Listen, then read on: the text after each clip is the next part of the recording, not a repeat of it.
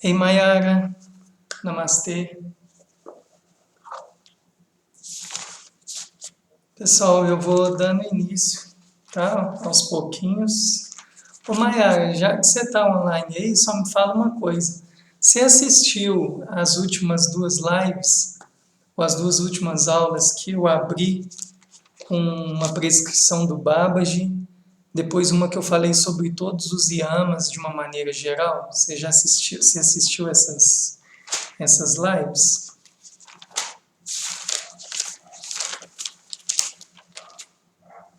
Aí se puder responder aí, tá bom?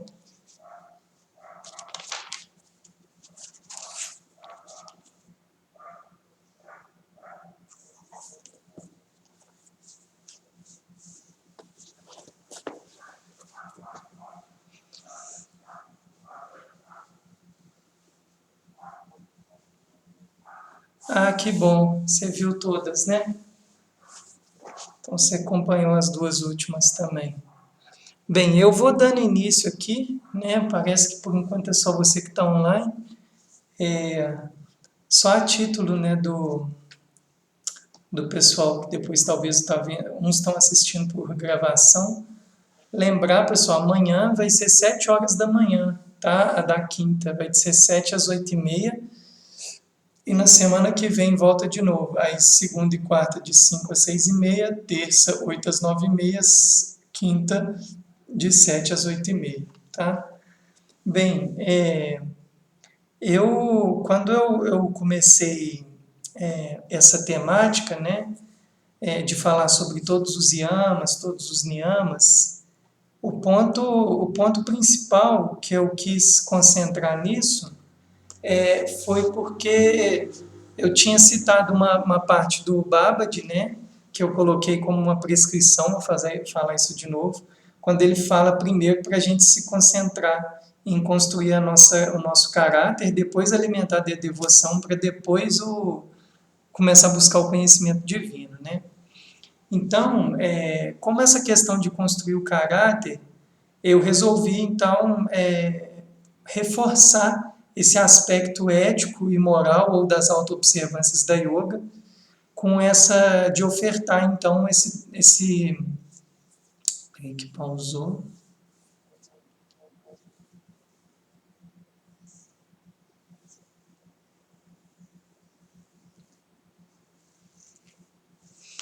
Deu uma pausinha, eu parei de falar.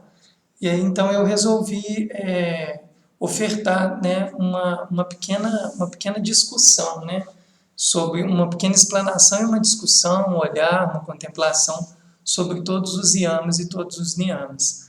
Aí passou um encontro, eu falei sobre todos os yamas, de uma maneira muito geral, muito resumida, né? E hoje eu vou especificamente abordar então o primeiro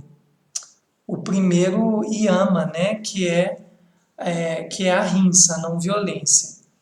Lá no título, né, da live eu coloquei assim, ó, estabelecido na não violência, a rinsa, todas as hostilidades cessam. Esse é um sutra do Patanjali, né? Quem depois for pesquisar os sutras, né, que eu sempre estou mostrando, a edição principalmente do Marshall Govinda, do Satchidananda, é o sutra número 2, número 35, no segundo capítulo, que ele afirma, né, na presença daquele que firmemente estabelecido na não violência, todas as hostilidades cessam. Antes de entrar no tema propriamente dito, eu queria fazer um pequeno paralelo, como que essa questão da não violência, ela está presente em outras tradições, né? Então hoje eu trouxe aqui só para fazer um paralelo, quando o Buda vai passar na base dos seus ensinamentos as 4 nobres verdades, né? A verdade que existe o sofrimento, a verdade que o sofrimento tem uma causa. A terceira nobre verdade do Buda, que essa causa pode ter um fim, essa que é uma grande diferença entre as psicologias orientais e as psicologias ocidentais, né? As psicologias ocidentais, elas não têm um ponto de vista fatalista. Elas acreditam que tudo que foi criado pode ser descriado. e como a nossa base, né, da nossa ignorância básica é o sofrimento, então ele existe, ele tem uma causa, mas essa causa tem um fim. E esse fim, segundo o Buda, é o caminho óctuplo. Ô Pedrão, namastê, eu não sei se você só deu uma passadinha, mas se você for assistir, eu estou entrando em amas aqui, tá bom? Daniele também, sejam todos bem-vindos. Então eu estou fazendo um pequeno paralelo aqui, pessoal, para mostrar como que essa sabedoria dos yamas e dos niyamas, como eu coloquei naquela citação que o Babaji ele coloca como uma das suas prescrições, né, o cultivo do caráter como uma base para a gente começar, e eu estou enfatizando, né, que o caráter ele é uma coisa intrinsecamente ligada também aos yamas e os niyamas. Esse paralelo que eu estou fazendo aqui com o budismo tibetano é só para vocês verem o quanto que aquilo ali é presente também em outras tradições. Quando o Buda vai falar da quarta nobre verdade, a quarta nobre verdade do Buda é o nobre caminho óctuplo de 8 passos, né? E é só isso que eu quero mostrar bem rapidinho para vocês, pessoal, que o primeiro passo desse caminho óctuplo, que o Buda fala sobre a motivação, né? A gente sempre tem uma motivação correta, uma intenção correta nas nossas ações. Por isso, sempre a gente está se vasculhando, né? Qual é a minha intenção, qual é a minha ação. Isso está totalmente ligado com a rinça, se você já for analisar. Porque se a partir das minhas ações de fala, de corpo e de mente, eu posso estar trazendo prejuízos para os outros e para mim mesmo, ou seja, violências, rinça, violências, o fato de eu começar a checar a minha motivação, namastê, Ju, Mara também, que bom que você está aqui assistindo, Mara. O fato de a gente começar a estar sempre atento, né, atenta a essas nossas intenções, essas nossas motivações, pode nos prevenir de a gente cair em maus lençóis, né? Então essa é uma grande questão, né, de a gente praticar a nossa moralidade, a nossa ética, as nossas auto-observâncias, que é aquela analogia que eu não sei se alguns de vocês já ouviu eu falando isso aqui, é aquela analogia daquele praticante que está todo dia cavando um buraquinho, né, o buraco significa a prática dele, a sadhana, né, como se ele estivesse querendo chegar na fonte, no lençol, na água, onde está o self. E aí, mas aquela areia que ele empurra, que são os conflitos, os sanskaras, os medos, os receios, aquela areia vai ficando para fora do buraco. Mas se ele não sabe se relacionar com a sua vizinhança à volta, na hora que ele vai para o dia a dia, vamos colocar assim, os vizinhos dele boicotam ele e jogam a areia para dentro de novo.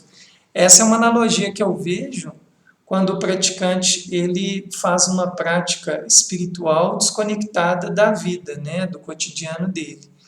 Então, olhar para os yamas, né, olhar para a rinça, que hoje é o nosso tema, né, olhar para a rinça é um tema assim é um tema de uma autoobservância contínua, né? Porque às vezes a gente acha que não está causando violência, mas está. Eu vou dar até um exemplo pessoal assim. Eu gosto muito dessa coisa de pegar a própria experiência, que às vezes ela reflete mais para vocês também, né? Eu levei muito tempo para perceber que em muitas atitudes minhas de crítica era uma forma velada de eu expressar minha violência. Por exemplo, às vezes eu não expressava minha violência com insultos, com violências corporais e tal, mas era uma crítica que gerava um processo de tanto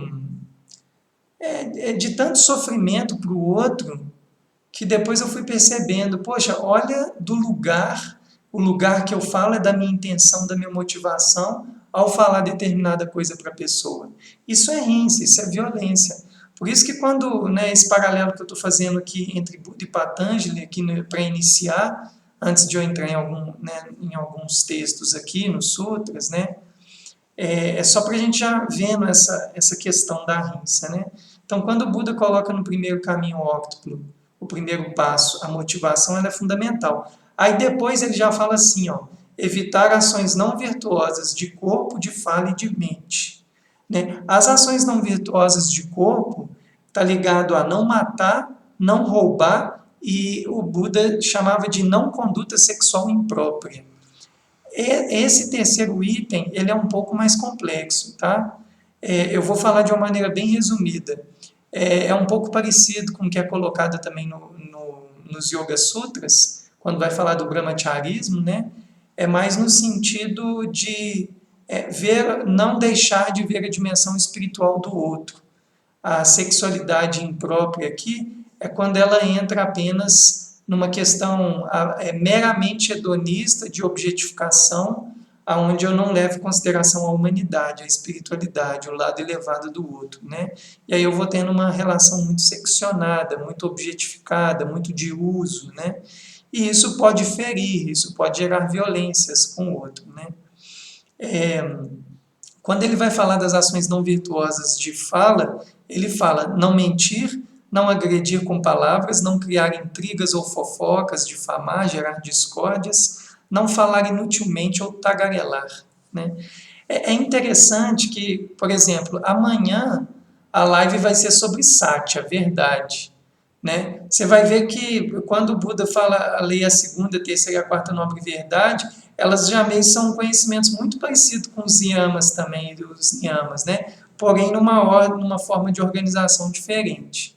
Mas o que eu quero dizer é o seguinte: aqui a gente vai vendo muitos processos de violências, né? Fazendo um link com a Ahimsa. O matar, desde a maneira mais estrita e mais óbvia, o matar em relação a ações de corpo, ela é uma violência óbvia. Mas a gente mata de muitas formas, entende? Como eu dei o próprio exemplo, uma crítica onde você desvalida a experiência do outro em prol da reafirmação da sua própria experiência, ela pode ser uma forma de matar, né? O fato de estar matando a experiência do outro, né? O roubo, né, como o Buda coloca, ele também entra, né, nos yamas vão ter separações para essas palavras, mas o roubo ele também pode entrar como um tipo de violência, né? Essa conduta sexual imprópria, como eu coloquei, o mentir também. O mentir, amanhã quando eu vou falar sobre Satya, eu vou fazer um pequeno comentário, um pequeno link com isso, mas eu já vou soltar aqui que eu acho que é interessante. A mentira, ela gera um estado de confusão, não só para quem mente, mas para quem também recebe, né? Porque quando uma pessoa, a intenção inicial é que eu estou falando uma verdade, mas na verdade eu estou falando uma mentira, aquilo gera uma confusão entre os envolvidos, né? É muito comum a gente ver em cenários de grupos, onde não existe uma transparência, uma clareza, o quanto que os grupos relacionalmente vão se tornando conflitantes. E esses conflitos não deixam de ser formas de violência também. Então, é interessante, pessoal, aqui uma dica assim, que eu dou, né, para a gente pensar aqui junto, vocês com vocês. Lembra que vocês podem também comentar, viu? Perguntas, ou mesmo fazer comentários das experiências de vocês, isso é muito válido, assim. Mas uma coisa assim que eu acho interessante de a gente pensar é como que as minhas mentiras podem estar gerando violências. Ou melhor, ao eu mentir ou exagerar, como o Patanjali também coloca, que o exagero é uma forma de mentira, é uma forma de faltar com a verdade, com Satya, ao eu exagerar, como que isso, de alguma forma, constrói sofrimento para o outro e sofrimento para mim mesmo, né? Eu vejo um paralelo, assim, às vezes no nosso cenário político, quando a gente entra nesses emaranhamentos de quem fez, quem não fez, quem passou para quem não passou, quem desviou para quem doou, quando fica nessa confusão toda, às vezes eu me pego muito assim falando, poxa, eu que sou um ignorante político, ou de fato a situação ela é confusa devido à falta da prática da verdade? É uma pergunta que eu sempre me faço quando os discursos não são claros, né, não são inteligíveis. Então é importante a gente olhar para essa dimensão. A agressão com palavras, né, que o Buda também fala como uma forma de violência, as violências de fala, né, a agressão com palavras, elas entram nisso também. O quanto que as nossas palavras estão matando, né, o quanto que nossas palavras estão eliminando possibilidades da manifestação do outro, né, o criar intrigas ou fofoca, difamar, gerar discórdias, Aí nesse aspecto aqui, eu entro de novo, né, a importância do primeiro passo do caminho óptimo do Buda, quando ele fala da motivação correta, da intenção correta. Quando há uma intenção correta, um estado de autovigilância antes que eu promova qualquer ação de fala, de mente, de corpo, eu já começo a checar se eu estou falando algo para difamar, se eu estou falando algo para gerar discórdia, ou até mesmo, né, as intrigas que às vezes na própria dúvida. Um exemplo assim que me veio também, que eu acho muito comum, é assim, eu às vezes, até mesmo em sangas espirituais, viu pessoal? Às vezes eu via um praticante que queria alimentar um tipo de retórica, um tipo de discurso, de dúvida com relação a algum ensinamento que estava sendo dado, mas não pela verdadeira vontade de saber alguma coisa. O intuito era mais um intuito de questionamento por questionar, como se fosse um deleite intelectual, vamos colocar assim. Esse tipo de postura, não que não é válido os debates, é claro que são válidos, né? Os questionamentos, etc. Mas desde que eles venham de uma motivação sincera e honesta. Quando ele vem arraigado de uma vaidade, de um apelo ao próprio ego, à própria imagem, a uma defensiva, a uma querer refutar o outro, enfim. Quando vem de uma motivação, de uma intenção assim, ela também gera um ambiente de violências. Isso tudo a gente pode começar a entender também como formas de rinça, de violências, né? O que eu estou tentando explanar, pessoal, desdobrando nesses várias possibilidades, é para a gente enxergar aqui quantas dimensões, quantas possibilidades tem de se gerar violência, que às vezes a gente nem pensa. Né? Num aspecto mais óbvio, violência é violência física, e não é. A violência ela tem em muitos níveis. Não é à toa que hoje na contemporaneidade nós temos aí comunicação não violenta, né? Pessoas que estão percebendo cada vez mais formas de se relacionar, de abordar uns com os outros, para que consiga de fato existir um processo de comunicação, de encontro, né? Essas atitudes geradoras dessas violências que eu estou citando, elas fazem com que as nossas relações sejam desencontros, né? Onde os indivíduos eles ficam separados, eles de fato não se comunicam, eles ficam na esfera do estar alerta, do estar em defesa, né? Aí depois, outra fala, né, das ações não virtuosas de fala do Buda aqui, né, eu tenho que tomar cuidado, senão não entro no Patanjali, quando ele fala, falar inutilmente, tagarelar, né? O falar inutilmente, tagarelar é um risco que a gente corre muito, como eu, por exemplo, aqui agora, quando eu estou querendo concatenar uma série de ideias, né? O falar inutilmente ou tagarelar, ele pode ser também uma forma de violência, pois ele pode desviar o curso das coisas. Eu penso muito assim, por exemplo, uma experiência pessoal também. Uma pessoa vai para uma palestra e, de repente, uma pessoa intervém durante a palestra com assuntos completamente desconectados da proposta do qual o palestrante veio e da qual as pessoas compraram aquela ideia para comunhar daquele pensamento, e a pessoa destoa daquele caminho e de repente toma uma parte preciosa daquele encontro, daquele satsang que está acontecendo ali, ou aquele encontro de verdade, né? Querendo ou não, pelo menos no meu ponto de vista, é um tipo de violência. E ela nasceu por uma fala inútil, pelo um tagarelar. Né? É um ponto também bem interessante. Outro ponto, né, de ações também não virtuosas que podem levar a essas violências, ensinar coisas indevidas, gerando visão errônea, né? É quando existe uma forma de passar uma informação, mas uma informação equivocada, uma informação distorcida. Essa informação, por ela não estar alicerçada em um terreno fértil, ela acaba promovendo uma mentira para quem recebe ou uma confusão na mente. Isso não deixa de ser uma forma de violência também, né? A raiva, a aversão aos outros seres, né, a má vontade, entram também como aspectos de rinça, né, de violência. E a manifestação da avareza, da falta de generosidade, ela também entra como um aspecto de violência, principalmente quando a gente pode, né? Bem, eu quis fazer esses paralelos aqui com,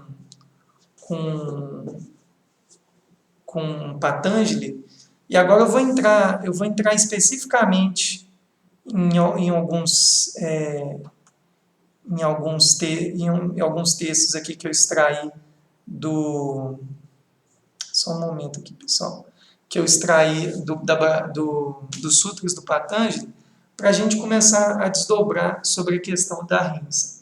Só um outro ponto que eu queria colocar, observa, baseado no que eu falei aqui agora, antes, observa o quanto que a rinsa, a não violência, ela é uma questão que ela está intrinsecamente ligada a todas as esferas da nossa sociedade. Se você começar a pensar nesse yama, né, nessa ética yogi, como uma filosofia de vida, olha o quanto você pode ver a prática ou não de ahimsa, ou seja, da não violência, na economia, na cultura, na religião, na família, nos relacionamentos. A proposta desse vídeo hoje, pessoal, é assim: eu não vou ficar aqui no eruditismo completo sobre a ahimsa, eu nem tenho a competência para isso. Mas eu quero trazer para vocês, de vocês começarem a abrir a mente de vocês para ver as atitudes de violência que vocês podem estar cometendo nas suas várias formas de manifestação, principalmente as de falas, de corpo e as de mente, que é o nosso espectro de manifestação. Se vocês saírem daqui com isso no coração, eu já dou por realizada essa aula, né? Esse é o ponto mais importante. Bem, eu vou ler um texto aqui de algumas partes e vou fazendo alguns comentários sobre a rinsa, agora já na visão mais de Patanjali. A rinsa é evitar quaisquer palavras, ações ou até pensamentos que possam prejudicar os outros. Igualzinha a fala do Buda, né? A prática ética mais importante é a rinsa, traduzida como não violência ou não prejudicar. A rinsa total é quando não causamos nenhum mal a nós mesmos, aos outros, às plantas, aos animais, não apenas em ações, mas também na fala e nos pensamentos. Então, pessoal, vamos pensar assim, só numa perspectiva, né? Olha o tanto de possibilidades de violência que a gente gera e a gente nem percebe, né? O intuito de eu falar isso aqui não é para colocar o dedo na ferida de vocês, é cada um ver a sua dimensão dentro dessa coisa colocada como a rimsa, de não violência. Por exemplo, vou pegar um exemplo ambiental, né? Eu não sei se vocês já viram nas contas de vocês, né, existe uma pequena taxa, né, do que é a nossa contribuição para levar os nossos lixos nas portas das nossas casas, né? Se você analisar friamente o valor econômico que a gente investe através dos nossos impostos para dar cargo do nosso lixo, você vai ver claramente que é um valor muito irrisório para fazer o devido cuidado desse lixo. Ou seja, a maioria de nós, né, a gente deixa os nossos lixos para, né, as administrações das prefeituras das nossas cidades, né, e esses lixos vão para lixões, né, não são separados orgânicos de lixos recicláveis, etc. Claro que muitas pessoas já fazem isso, já têm essa consciência e tal. Agora, se a gente for pensar que é uma conta que ela vai ter um débito lá na frente, boa parte de nós contribui coletivamente com um karma coletivo, né, um tipo de violência contra a nossa própria natureza que nos sustenta, né? O importante que eu vejo, e isso é uma coisa que eu aprendi muito com a yoga, por isso que eu falei, não vou ficar apontando o dedo no processo de cada um. Esse não é o meu lugar aqui de ser juiz de alguma coisa, né? Mas uma coisa que eu aprendi na yoga é cada um ver o lugar que está frequentando. Por exemplo, uns talvez já estão dando conta de fazer esse movimento, né, dessa rinça, até nas suas manifestações que possam ter repercussões ambientais. Outros talvez ainda estão dando conta apenas de praticar uma rinça no âmbito dos relacionamentos interpessoais, né? Tem gente que talvez consiga praticar uma rinça dentro de um ponto de vista ambiental, mas não consegue praticar uma rinça, né, a não violência, num âmbito relacional. Por que eu estou falando isso? Porque eu estou querendo dizer que cada um está numa camada. Cada um está num processo, né, de caminhada espiritual, evolutiva, consciencial, psíquica, enfim, o nome que vocês queiram dar, mas cada um está numa camada. Não cabe a nós julgar esse processo do outro, de qual camada que o outro está, o quanto que aquilo é importante ou não. Mas cabe a nós olhar para o nosso próprio processo e a gente ver o quão é luz das nossas ações no mundo, o quão eu contribuo com as minhas ações gerando sofrimento para mim e para os outros, e o quão eu estou começando cada vez a contribuir menos nesse processo. Esse é um movimento que, se você for olhar, ele é extremamente político, né? Ele é psíquico, político, social, espiritual. Um exemplo que a gente tem muito forte é do Mahatma Gandhi, né? Que o movimento do Gandhi no processo de independência da Índia em relação à Inglaterra, ele foi um movimento de não violência, né? Nas várias formas como eles se manifestavam, na questão da própria indústria têxtil, de usar o algodão, existia todo um raciocínio ali. Então, isso é para a gente ir refletindo sobre a rinça, né? E aí eu continuo. É o ahimsa mental que deve ser praticado completamente por todos. Praticar a rinça remove a base para que as emoções negativas não floresçam na mente. Por que, pessoal, que está falando que praticar a rinça é uma base para deixar que as emoções negativas não floresçam na nossa mente? Por uma colocação muito simples, assim. Eu não vou entrar especificamente nas causas do sofrimento, ok?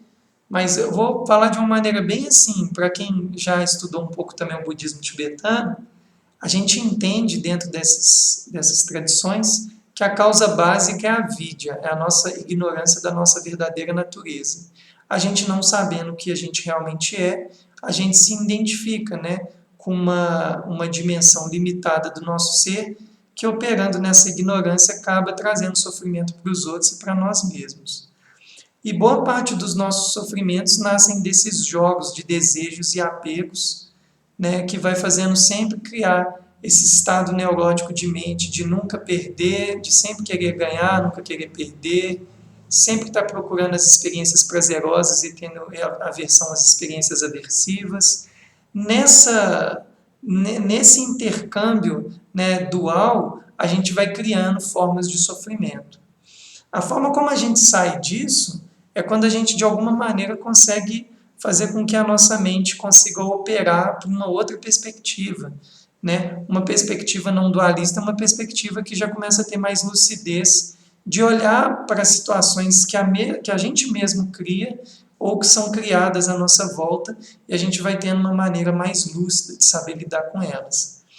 E aí, quando vai falando, né, que a prática de ahimsa ela vai remover nessas bases de pensamentos negativos que podem estar florescendo na mente, só de você pensar que uma pessoa que está ficando atenta às motivações ou intenções das repercussões que podem vir a acontecer das suas ações de fala, de mente e de corpo, essa pessoa está se precavendo de muita coisa, né?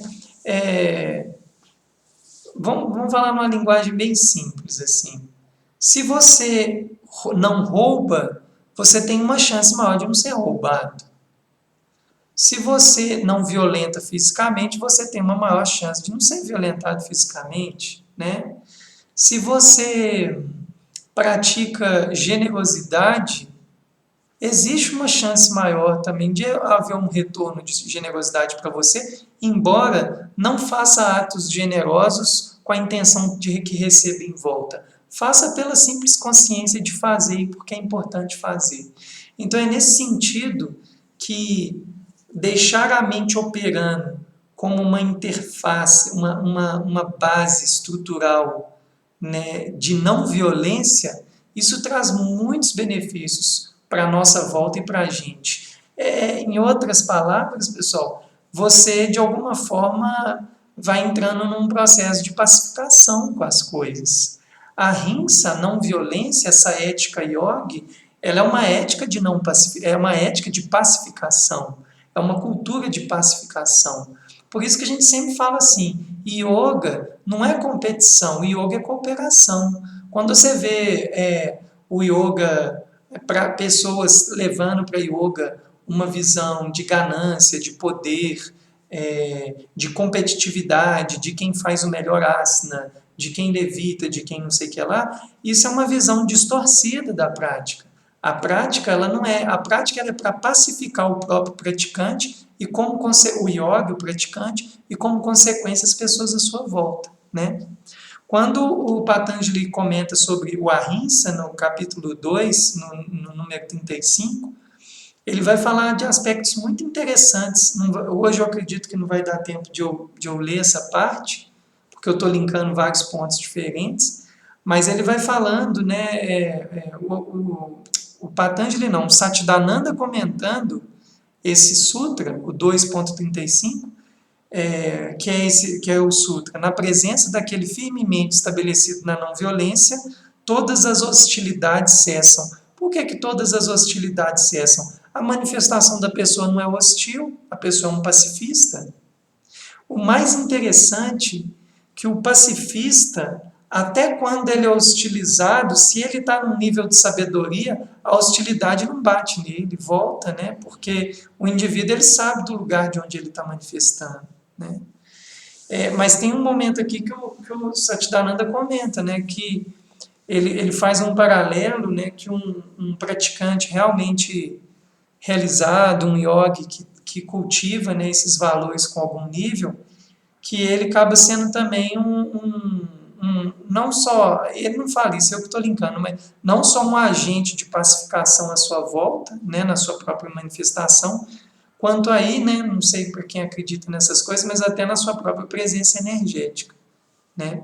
É muito parecido, um link meio louco assim, mas que faz sentido, é muito parecido com o que o Mikao Usui fala, né, do reiki, que o reikiano, quando vai praticando muito reiki, a presença dele se torna a cura do próprio reiki, né? Então, continuando, aí ele vai falando assim, nesses comentários. A rinça acaba com a fonte dos conflitos sociais. A fala é muito poderosa. Podemos magoar as pessoas com nossas palavras, pois, aí coloca, o divino, o self, vive em cada coração. Quando nos aproximamos do self, saberemos que cada palavra áspera que sai de nós passa por um efeito bumerangue que a devolve para nós imediatamente. Eu acho interessante essa colocação, né? Que quando a gente vai se aproximando do self, que cada palavra áspera, cada palavra com violência, ela volta para a gente de alguma forma. Eu fico pensando assim, pessoal, quando o indivíduo, quando a pessoa, ela está muito desconectada dela mesma, ela está num estado de dissociação muito grande, isso pode culminar no que a gente vê das próprias personalidades perversas, né? São pessoas que causam violências, né, para o outro de várias maneiras e ainda tem prazer em ver essa violência sendo causada, ou seja, os requintes de crueldade, né? A pessoa tem felicidade, prazer em ver o outro sendo violentado. Esse tipo de coisa acontece, isso não é um ponto de vista, pelo que eu também percebo até olhando no aspecto, pelo olhar das psicoterapias e tal, é que quando o indivíduo ele vai tendo essa desconexão entre o ego e o self, ou na yoga, esse anahata chakra fechado, né, o coração fechado, faz com que realmente a pessoa não sinta. E o não sentir nasce estruturas psíquicas perversas, né? Porque eu faço algo ruim, mas eu não sou afetável. né? Agora, quando o Satchidananda comenta, mas quando aproximamos do self, sabemos que cada vez mais essa palavra áspera, ela passa como um bumerangue e que devolve para nós imediatamente, é porque com esse coração mais aberto, você já está mais suscetível a sentir os efeitos das suas ações. Por isso, pessoal, essa parte que eu estou falando, na minha opinião, é um pulo do gato, sabe? Se vocês prestarem muita atenção nela, vocês vão entender muita coisa. Por isso que quando a gente vai amadurecendo espiritualmente, realmente é um caminho de provas, é a jornada de um verdadeiro guerreiro da luz, vamos colocar assim, porque sentir pode ser muito doloroso. Então, quando a gente vai se abrindo, a gente passa a sentir mais a vida, as pessoas, porque a gente vai saindo da indiferença e vai nascendo a empatia, vai nascendo a compaixão. Então, a nossa capacidade de sentir o que o outro está sentindo, ou sentir os efeitos das coisas que a gente fala para o outro, isso vai tendo um crescendo, né? Por isso que eu sempre gosto de uma máxima assim, que o nosso maior medo não é da sombra, o nosso maior medo é da luz. Porque a luz, ela é ampla, ela é aberta, ela sente, né? E a gente, quando está nas nossas trevas, para quem entende nos nossos sofrimentos, nos nossos egoísmos, nos nossos vitimismos, ou vamos falar na linguagem yógica, quando a natureza de gunas, né, a natureza de tamas, as naturezas da energia de gunas, que é tamas, que a inércia opera no nosso processo, aí nasce a indiferença, a apatia, a gente não sente. Então, é um exercício de grande coragem, assim, né? Fazer o movimento de se abrir para sentir. E quando a gente vai praticando o ato de não violência, a tendência é que cada vez a gente passa a sentir mais, né? É um caminho, aí é uma coisa que eu falo, sabe? Até o Shogyan Trungpa, ele bate muito nessa tecla. É um Rinpoche budista, ele fala isso. Quem acha que a caminhada espiritual ou a caminhada de autoconhecimento vai ser uma coisa leve, está redondamente enganado. Ela realmente é uma caminhada onde você vai atravessar as suas sombras, os seus obstáculos, né? Não é à toa que tem uma passagem bíblica que fala, né, que Jesus não veio para trazer o amor, ele veio para trazer a espada, né? Embora ele veio para trazer o amor também, mas o sentido de trazer a espada é no sentido de trazer assim, para vocês aprender a amar vocês como amar o próximo como ama a si mesmo, tem que lembrar que tem uma escola anterior que é amar a mim mesmo. E se eu não sou digno, se eu não mereço, se eu me culpo, se eu não me acho uma boa pessoa, por N motivos, seja de vidas passadas, de onde que for, a minha dificuldade em amar o próximo é muito difícil, porque eu não sei amar nem a mim mesmo, né? E a rinça, pessoal, um gesto de não violência, ele é um gesto de uma escola de amor, né? Se vocês forem parar para pensar, né? Eu lembro, assim, por exemplo, sei lá, tantas coisas que às vezes estava ali varrendo a casa, via que as formigas estavam ali e não estava nem aí, puf, saía matando as formigas. Aí eu comecei a me perguntar, mas por quê? Por que eu vou matar essa formiga aqui? Será que eu não posso fazer isso em outro momento? Né? E fora todas as outras formas de violência que eu já citei aqui hoje, né? Tem gente também que não mata formiga, mas está matando um monte de gente com crítica, né? Aí eu vejo muito sangue espiritual que a pessoa se infla de vaidade para falar que não mata bichos, que não come carne, etc., mas mata de muitas outras maneiras. Então, assim, cada um na sua camada, como eu falei, vai tentando praticar as suas várias formas de ahimsa, né? Bem, vou continuar mais um pouco aqui. Ao magoarmos outras pessoas, estamos indiretamente magoando a nós mesmos, principalmente quando você vai nascendo essa lucidez, né? Nossas palavras devem ser verdadeiras. Elas devem abençoar e trazer paz, né? Por que assim, por que deve ser verdadeiro, né? Porque falar a verdade é importante. Mas falar mentira gera confusão, confusão gera sofrimento, sofrimento é violência, sofrimento gera rinça, rinça, violência. A rinça não violência, né? A rinça não quer dizer, entretanto, que nós sentimos...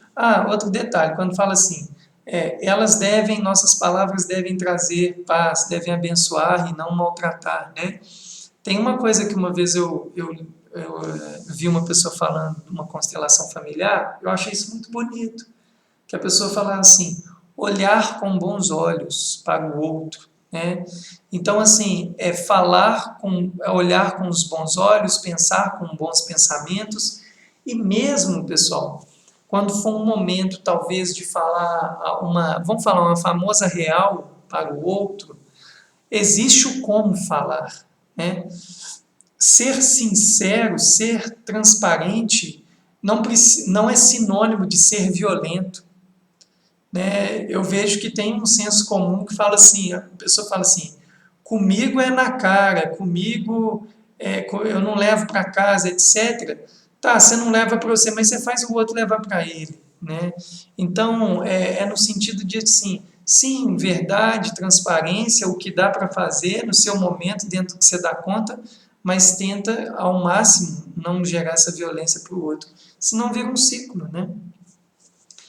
E aí fala assim, a rinça não quer dizer, entretanto, que nos sentamos e deixamos coisas erradas ou não dármicas, né? Não dármica seria as virtudes também, a prática das próprias virtudes. Não seria o mesmo que sentarmos e deixar que coisas erradas ou não dármicas aconteça para outras pessoas ou para nós.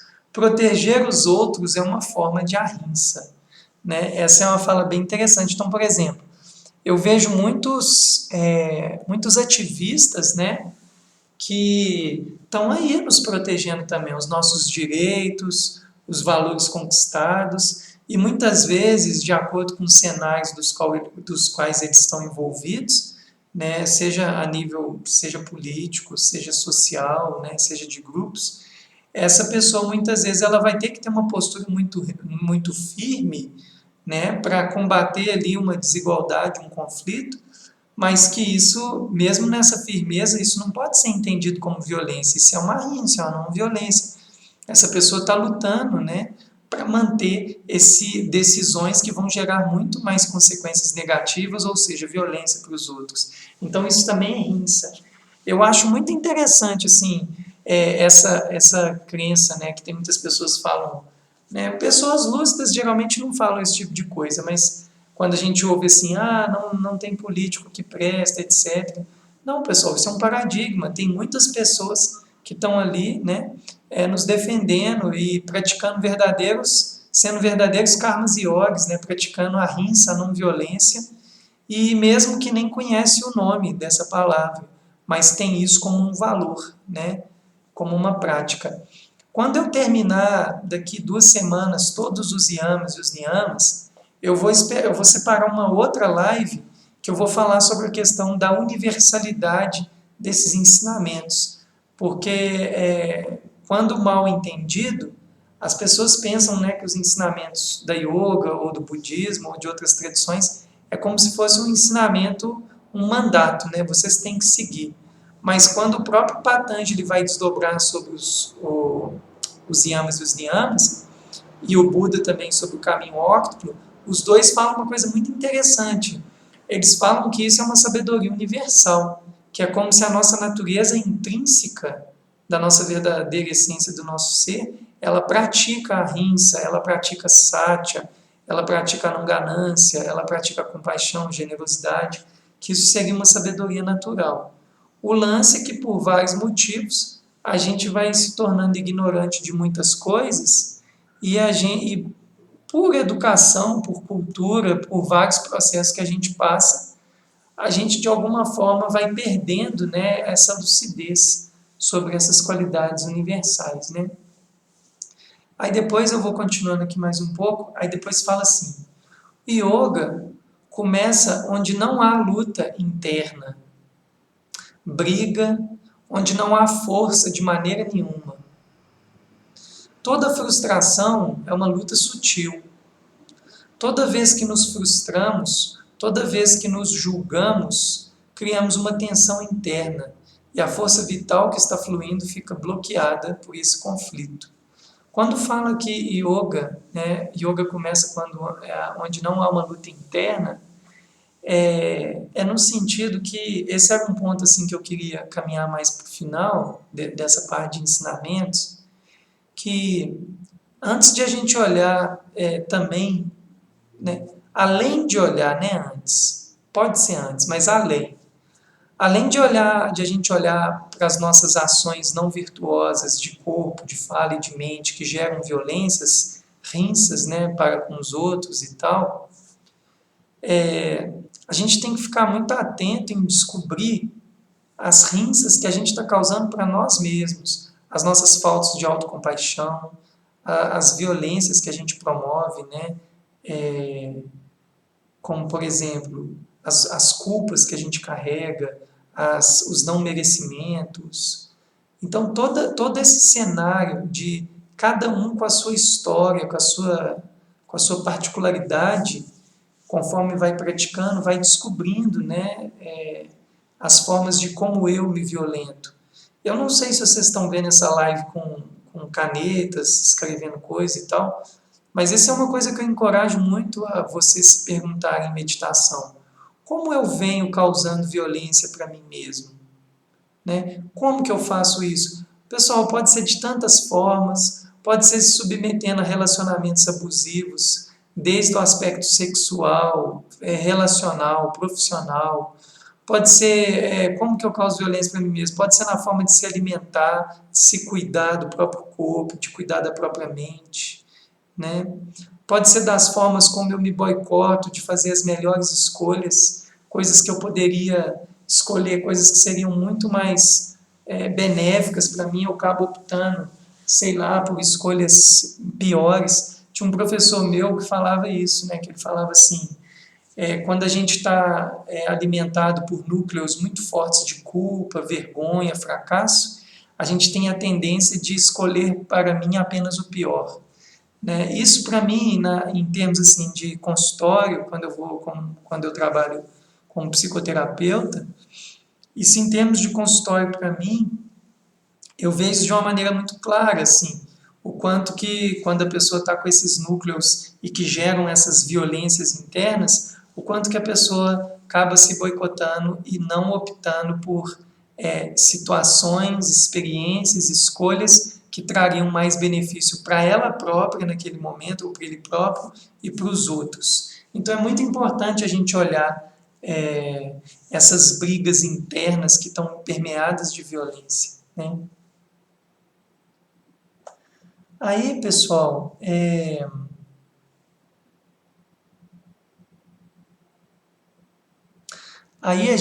eu vou entrar agora com vocês na prática da meditação, tá? Eu vou sugerir para você, vai ser uma meditação para quem está acompanhando aqui as aulas online que eu estou dando de yoga nesse período de quarentena.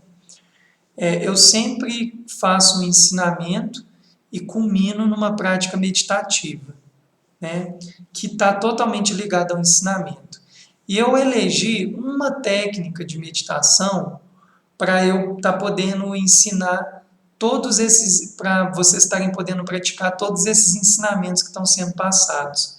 É uma meditação chamada meditação analítica, que é a meditação do pensar, contemplar e repousar. Essa meditação ela tem 3 etapas. A etapa do pensar é uma etapa que eu vou racionalizar sobre o tema que eu acabei de aprofundar, que foi ensinado aqui. A etapa do contemplar, eu vou pegar esse ensinamento e tentar fazer um diálogo ali com a minha própria vida, com a minha própria experiência. E a etapa do repousar é uma etapa que eu simplesmente coloco ali em entrega, sem racionalizar nada, sem contemplar nada, e eu vou deixando os insights virem naturalmente, ok? Essa é a meditação analítica do Chagrin do Tulku, que é uma prática que eu venho recomendando muito para os nossos estudos. Quem é praticante, yogi ou de outras tradições, podem sentar, né, na forma como vocês estão, se vocês estão numa almofadinha, se vocês estão sentando num zafu, onde vocês estiverem, podem sentar de uma maneira adequada, coluna ereta. Quem não consegue ficar sentado, pode sentar numa cadeira com a coluna ereta. Encontre uma maneira que você dê conta. Para quem é praticante, né, de yoga, pode fazer 16 pranayamas. Né? Se tiver Kriyabans, eu vi que o Pedro estava aí há pouco tempo. Se tiver Kriyabans, pode fazer 16 pranayamas do dia. Se for o pessoal que está aí, que está vendo as aulas, vocês podem fazer respirações lentas, longas e profundas por uns 5 minutos, sempre pelo nariz, nunca pela boca, e respirações contínuas. E o que nós vamos refletir, pensar, contemplar e repousar, né, sobre todo esse ensinamento que eu passei aqui, vai ser isso aqui, ó. Reflita sobre a natureza intrínseca da mente iluminada, ou estado puro de ser luminoso, silencioso, tranquilo e bem-aventurado. Lembre-se dele ao relacionar-se com qualquer coisa que seja. Ô Yara, a meditação ela vai ser 30 minutos, a gente vai até 6h30, tá bom? Aqui, pessoal, daqui a pouco, esse ao vivo aqui, ele vai encerrar e eu vou abrir uma outra live para a prática da meditação. As meditações que eu estou ensinando aqui, eu quero lembrar isso, elas não são guiadas. Eu dou o comando, eu explico a técnica, como eu estou explicando aqui agora, eu deixo uma música de fundo e a gente pratica como nas tradições orientais mesmo, ok? Então, basicamente vai ser isso. Eu vou explicar de novo o comando da meditação. Nós vamos fazer essa prática de meditação, cada um, né, vai fazer ou 16 pranayamas, ou umas respirações lentas, longas e profundas por uns 5 minutos. Vai ser a meditação de pensar, contemplar e repousar sobre o quê? É assim, ó, a prática que está colocando é aqui. É para você refletir na sua natureza essencial. Né? Essa natureza essencial, por mais que às vezes vocês estão vendo assim, não, Michel, mas eu nem sei qual que é a minha natureza essencial, nem sei o que é isso. É o exercício de você contemplar sobre isso. Sobre essa sua natureza essencial que não é violenta, que não causa violências. Só acontece que na etapa de pensar, talvez vai vir reflexões sobre violências, das suas violências, como que você comete elas de alguma forma, seja a nível de pensamento, seja a nível de emoção, seja a nível de fala, seja a nível de corpo. Né? Só acontece que depois que você pensar, contemplar e repousar sobre a rinça, que esse que é o comando, vamos lá, senão vai ficar confuso. Você vai pensar, contemplar e repousar sobre a rinça, sobre a não violência. Depois que você fazer isso tudo, você vai tentar conectar com a sua verdadeira essência para olhar para esse tema. Né? Tentar olhar desse lugar, né? Desse lugar maior, vamos colocar assim. Por isso que a prática que eu estou sugerindo aqui é uma prática de você sempre tentar lembrar da sua essência. Né? É importante a gente tentar lembrar dessa nossa natureza essencial, luminosa, pessoal, que quando a gente está muito emaranhado nos nossos conflitos, no nosso sofrimento, é meio como se a gente esquecesse assim, que a gente tem essa natureza. E a yoga e o budismo deixam isso muito claro, a nossa natureza verdadeira ela é iluminada, ela é generosa. Só acontece que a gente tem que lembrar disso, a gente tem que fazer um exercício de reconhecer essa natureza. E esse exercício se faz meditando. Né? Então, ó, de novo, para não ficar confusão, a gente vai sentar 5 minutos de respirações lentas, longas e profundas. Depois a gente vai pensar, contemplar e repousar sobre a prática da não violência. Pensar, racionalizar como que é essa coisa de não violência, de pacificação. Você pode pensar na própria violência, né? Aí contemplar, leva isso para a sua própria vida. Como que eu pratico a minha não violência? Ou como eu venho praticando a minha violência? Como que eu posso evitar isso? E o repousar é soltar isso tudo, desapegar e conecta com a sua natureza primordial, com a sua essência. Né? Tenta ver desse lugar mais amplo. Pessoal, eu vou encerrar essa live aqui e já vou abrir logo em seguida ela de novo para eu começar a prática meditativa, ok? Então, estou indo lá vou encerrar e abrir, tá bom? bom?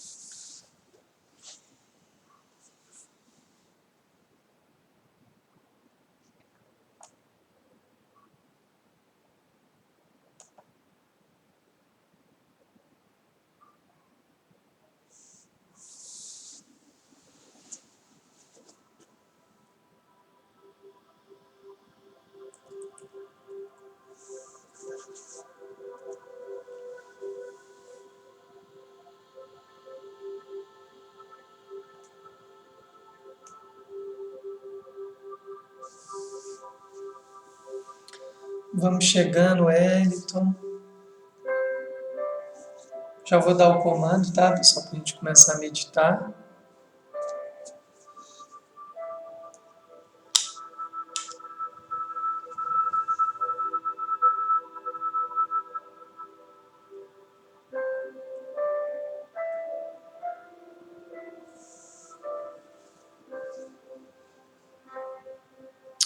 Vamos entrando, Solange. Dá só um minutinho, viu, pessoal? Porque às vezes nessa troca aí o pessoal ou vai no banheiro rapidinho e tal.